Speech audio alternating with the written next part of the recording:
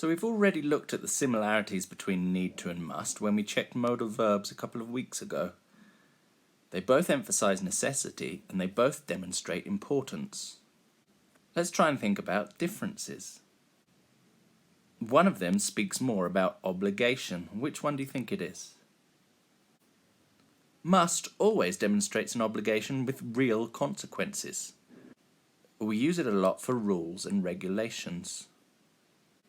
If you remember, when we checked modal verbs, must was also used for speculation and deduction.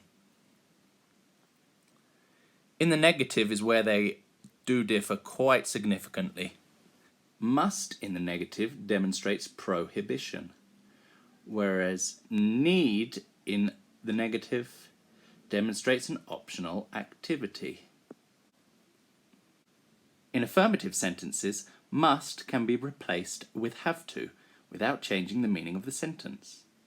In negative sentences, needn't can be replaced with have to without changing the meaning of the sentence. So I needn't means the same as I don't have to. Here is an activity which we tried in our virtual class. And here is a clip of how we got on, trying to use must, need to, mustn't, and needn't in the context of a library. It is like a library. Isn't it? Yeah, it looks beautiful, doesn't it? Yeah. You must keep your voice low. Yes, very To good. not annoy people who is reading. Excellent. Yeah, that's one of the rules of a library. Yeah, you need to deliver the books on time. Very good, Perla. You can't take them out and then forget about them. There's lots of books, isn't there, Elsa? Yeah. So, do you have to read all of them? You don't need to. Excellent. You needn't read all of the books. We also put these into this situation. Another beautiful place. Looks like heaven, doesn't it? Yes. Yeah. You must shout to help your favorite team. Okay, what happens if you don't?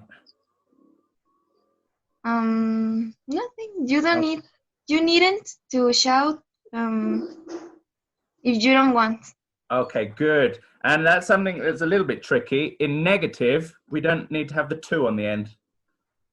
So you say you need to shout, Okay. or you needn't shout. You don't need to say needn't to, which is a little bit tricky. Good. What about must? Think about rules.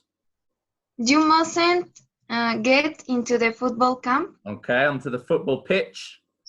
Pitch. Yeah, good. It is beautiful, Alan. Yeah.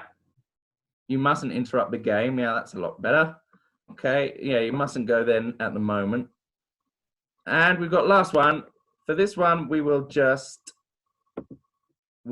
participate through the text, okay? Because it's a little bit quicker. And finally, another beautiful place. Here are the highlights of what we said about this. Right, we're on to the school. Look at it there. It looks so quiet and peaceful, doesn't it? Not like that in the classroom. Anyway, you're must, need to, mustn't, and needn't. Let's get your sentences in the chat. Aye, very clever, Alison. Very clever. I need to get back to this place. You must follow the instructions of teachers. Good. You must respect students and teachers. Good, Jennifer. You mustn't. Remember the to we don't need for mustn't. You mustn't bring other clothes that is not the uniform. Yeah, you must wear uniform. You must bring your own school supplies. Yeah, you need to work in class. Yeah, you need to participate, don't you? Good. You must attend every class. You must get to class on time. These are all good. We know the rules for school now. We're just about to leave, aren't we?